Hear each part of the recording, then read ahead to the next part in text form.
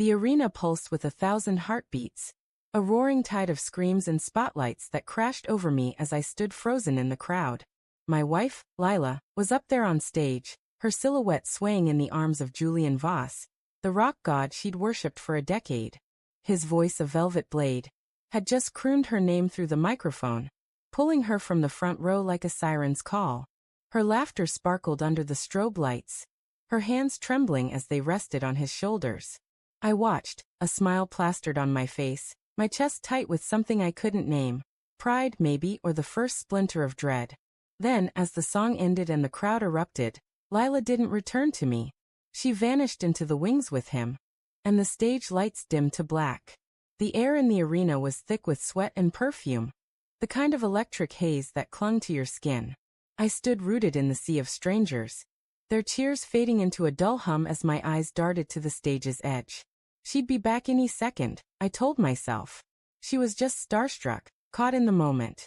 Lila had spent years collecting Julian's vinyls, memorizing every lyric, her face glowing whenever his music filled our apartment. This was her dream, wasn't it? To dance with him, to feel that fleeting connection? My fingers tightened around the plastic cup of overpriced beer, the cold biting into my palm. The stage crew bustled, resetting for the next song, but Lila was nowhere.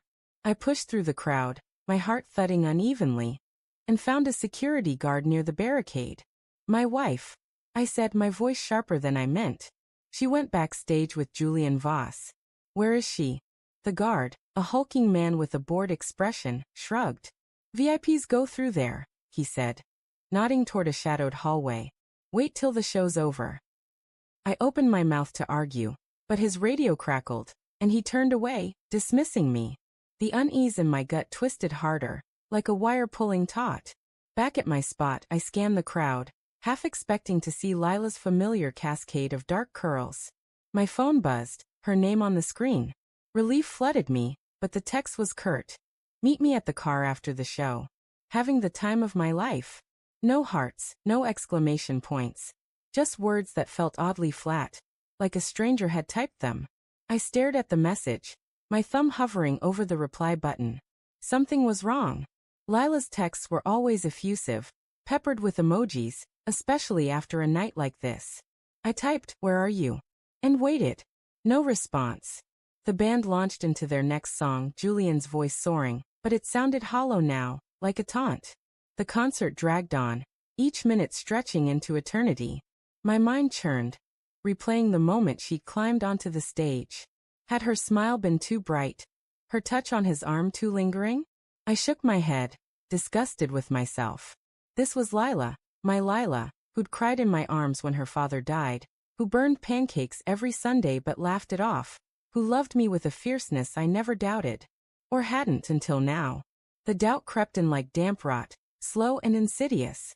I remembered her late-night phone calls last month, the ones she'd taken in the bathroom with the door shut, claiming it was her sister. The way she'd started wearing perfume again, a scent I didn't recognize. Small things easily explained, but now they loomed jagged and sharp. When the show ended, I shoved through the exiting crowd to the parking lot, my breath fogging in the chilly night air.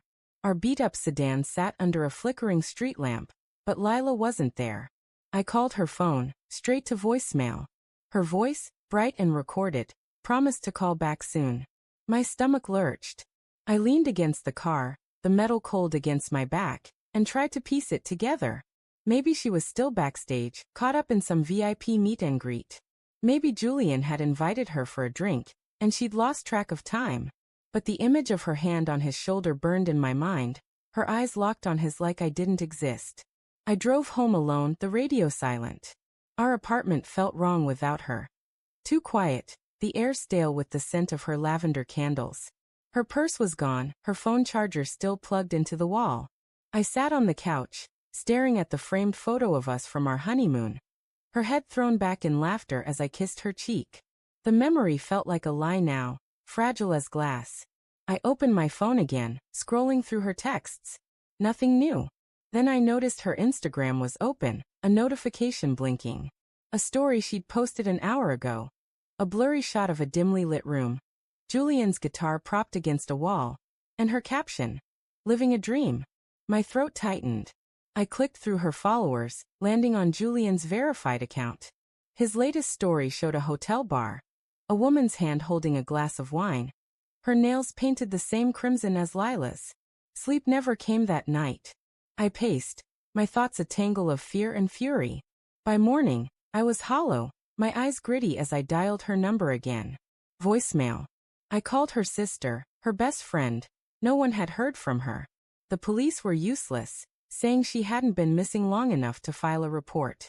She's probably just caught up with friends, the officer said, his tone dismissive. I wanted to scream that Lila wasn't like that she wouldn't just vanish. But the words stuck in my throat, choked by the growing certainty that I didn't know her as well as I thought. Days bled into each other, each one heavier with silence. I checked her email, her social media, anything for a clue. Then, on the third day, I found it. A folded receipt in her jacket pocket, tucked away like a secret. A hotel bar, 2 drinks, dated the night of the concert. The name matched the one in Julian's Instagram story. My hands shook as I Googled his tour schedule. He'd left town the next morning, his band's private jet headed to Chicago. I called the hotel. My voice steady despite the storm inside me. The clerk confirmed a woman matching Lila's description had been there, laughing with a man in a leather jacket. They'd left together, arm in arm. The truth hit like a physical blow, knocking the air from my lungs. Lila hadn't been taken. She'd chosen to go. The woman who'd promised me forever had walked away with a stranger, her idol, leaving me to drown in questions. Had she planned this? Had our life, our love, been a lie? I sank to the floor, the receipt crumpling in my fist. Anger surged, hot and blinding, but beneath it was something worse. Grief raw and jagged, for the woman I thought I knew. I drove to the hotel, desperate for answers, though I wasn't sure what I'd do with them. The bar was nearly empty, the bartender wiping down the counter with a bored expression. I showed him Lila's photo, my voice cracking as I asked if he'd seen her. He squinted, then nodded. Yeah, with that singer guy. They were cozy, man. Left after a couple drinks.